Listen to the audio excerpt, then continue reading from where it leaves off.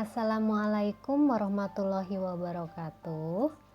Hai, kita bertemu di pelajaran IPA kelas 8. Hari ini kita akan membahas mengenai gerak benda dan makhluk hidup di lingkungan sekitar. Tapi kali ini hanya dibahas mengenai konsep gerak bendanya saja.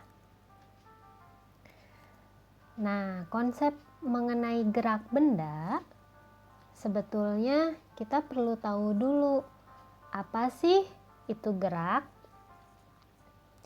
Sebuah benda dikatakan bergerak apabila kedudukan benda tersebut berubah terhadap benda lain yang dijadikan titik acuan. Contohnya, orang berjalan atau bergerak terhadap pohon.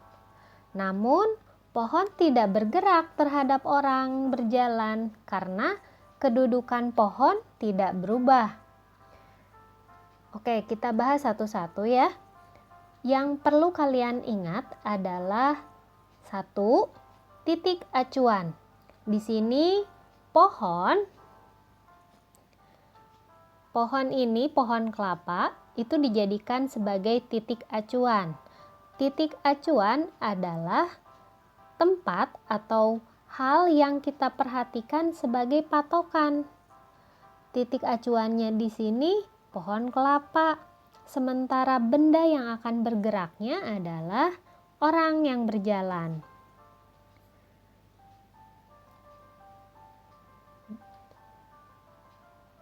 Jadi yang bergeraknya apa? Orang. Nah, gerak itu macam-macam. Ada gerak lurus, ada gerak yang berbelok-belok. Kalau misalkan yang gerak berbelok-belok contohnya apa? Ya, seperti ular. Ular bergeraknya tidak lurus ya, melainkan meliuk-liuk. Nah, yang kita bahas sekarang adalah gerak lurus. Gerak lurus adalah gerak suatu objek yang lintasannya berupa garis lurus. Gerak semacam ini disebut sebagai gerak lurus beraturan. Pada rentang waktu terjadi perpindahan yang besarnya sama. Kita kenalan sama konsep jarak. Kalian udah tahu nih jarak. Kalau misalkan benda bergerak pasti punya jarak. Hanya saja kalau ditanya kalau jarak itu apa sih? Nah, jarak itu adalah panjang lintasan yang ditempuh benda tanpa memperhatikan arah. Itu jarak. Kemudian ada yang disebut dengan perpindahan. Perpindahan adalah panjang lintasan yang ditempuh benda beserta dengan arahnya. Lebih jelasnya kita pakai contoh. Misalkan di sini ada rumah, tanda petunjuk jalan, dan pohon. Nah, di sini berarti titik acuannya awalnya apa? Ya benar, titik acuannya adalah di mana posisi benda awal bergerak. Titik acuannya berarti adalah rumah. Nah, ketika ada orang yang berjalan dari rumah ke pantai, sepanjang jarak antara rumah ke pantai adalah 20 meter. Panjang rumah ke pantai itu 20 meter, berarti jaraknya juga 20 meter. Terus orang itu jalan lagi dari tanda jalan ke pohon kelapa. Nah, dari tanda jalan ke pohon kelapa itu jaraknya 25 meter. Berarti berapa dong jarak dari rumah ke pohon kelapa? Ya, betul. Jarak dari rumah ke pohon kelapa itu tinggal dijumlahkan saja. 20 ditambah 25 sama dengan 45 meter. Ada pertanyaan? Kalau perpindahannya gimana? Perpindahan itu hanya dilihat keadaan benda awal dengan posisi benda akhir. Kebetulan di sini jarak dan perpindahannya sama. Posisi awalnya di rumah, orangnya, kemudian posisi akhirnya ada di pohon. Jadi posisi perpindahan dengan jarak kebetulan sama, 45 meter. Kalau masih bingung, kita lihat contoh berikutnya. Nah, orang pertama berjalan dari rumah menuju tanda jalan sejauh 20 meter. Kemudian orang tersebut berjalan lagi dari tanda jalan sejauh 25 meter menuju pohon. Kemudian orang tersebut kembali lagi berjalan menuju tanda jalan. Nah, jaraknya itu dari rumah ke tanda jalan 20 meter, dari tanda jalan ke pohon 25 meter, balik lagi ke tanda jalan 25 meter. Jadi jaraknya yang ditempuh orang tersebut berjalan adalah 70 meter. Sementara perpindahannya hanya dilihat keadaan awal dan akhir. Awalnya kan orangnya berjalan dari rumah. Akhirnya dia ada di tanda jalan ini. Perpindahan itu hanya melihat keadaan awalnya di rumah, dan keadaan akhir. Perpindahan itu hanya dilihat awal dan akhir. Panjangnya awal dan akhir itu berapa meter? 20 meter. Jadi jarak sama perpindahan beda nggak? Beda. Ada pertanyaan?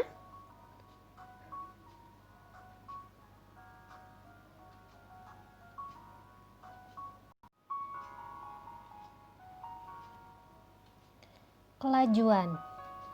Kelajuan adalah perbandingan antara jarak yang ditempuh dengan selang waktu yang diperlukan benda.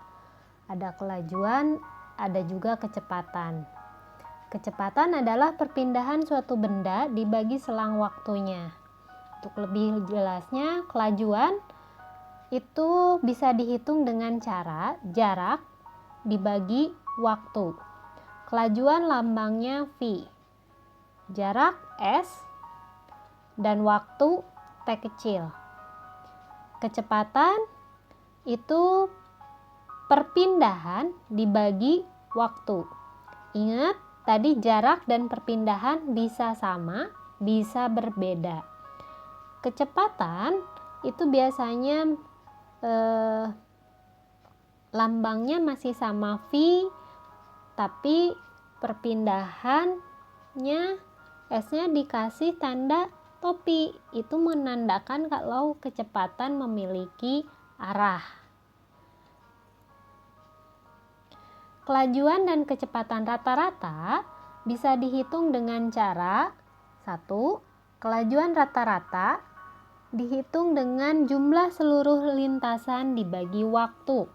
Jadi jarak pertama ditambah jarak kedua ditambah jarak ketiga dan seterusnya, tergantung si bendanya bergerak berapa kali, dibagi jumlah waktu yang diperlukan selama si benda bergerak. Sementara kalau kecepatan itu hanya dilihat, diingat posisi awal dengan posisi akhir. Jadi kecepatan awal dikurangi posisi awal dikurangi posisi akhir, dibagi perubahan waktu. Nah,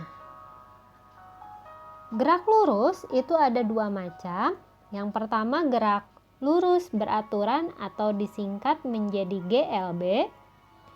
Gerak suatu benda pada lintasan lurus dengan kecepatan setiap saat tetap. Jadi gerak lurus beraturan itu kecepatannya tetap. Nah, contohnya mobil bergerak di jalan yang sepi, gerak penerjun setelah membuka parasutnya, dan pesawat yang bergerak pada ketinggian tertentu. Grafiknya, cara membaca grafik satu persatu itu kita lihat di sini ada jarak dan waktu. Ketika benda diam berarti waktunya 0, jarak yang ditempuhnya juga masih 0. Ketika misalkan waktunya sudah ditempuh 1 detik dan jarak yang ditempuhnya 1 meter, berarti ada perubahan nih kecepatannya menjadi lebih besar.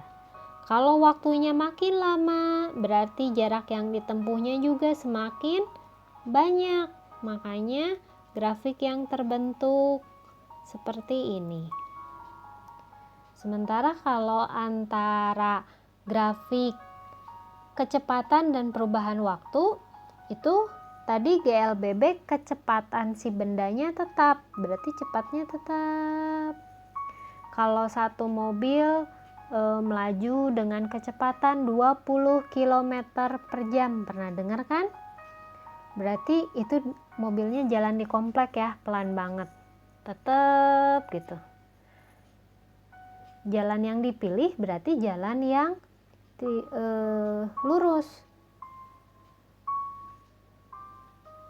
Sementara ada benda yang bergerak dengan cara gerak lurus berubah beraturan.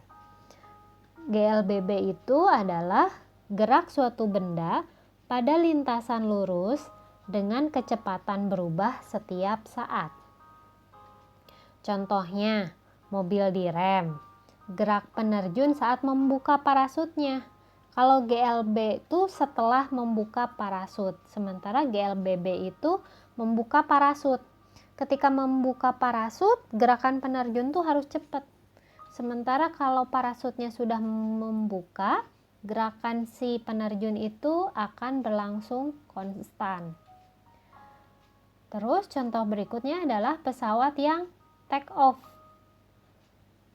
Nah, grafiknya itu kalian lihat ada yang benda yang mengalami percepatan, ada benda yang mengalami perlambatan. Kalau perlambatan itu berarti kecepatannya berkurang, makanya grafiknya turun. Kalau percepatan, kecepatannya bertambah, jadi grafiknya naik. Percepatan dan perlambatan kita bahas satu-satu. Percepatan contohnya adalah benda jatuh. Ada nggak orang jatuh pelan-pelan slow motion gitu? Jadi setiap benda yang jatuh itu biasanya mengalami percepatan. Terus contoh berikutnya adalah pesawat take off. Ketika pesawat dari jalan landasannya kemudian naik ke atas, itu kan dipercepat, digas sama pilotnya. Kemudian perlambatan, contohnya adalah batu dilempar ke atas. Itu biasanya kecepatannya berkurang. Kalau mobil direm berarti kan mengalami perlambatan hingga sampai si mobilnya diam.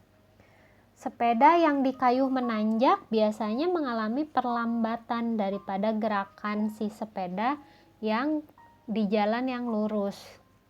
Nah, percepatan ini mau percepatan mau perlambatan, lambangnya A kecil. Dihitungnya dengan cara yang sama. Percepatan atau perlambatan itu dihitung dengan cara kecepatan akhir dikurangi dengan kecepatan awal dibagi perubahan waktu. Sekian. Assalamualaikum warahmatullahi wabarakatuh.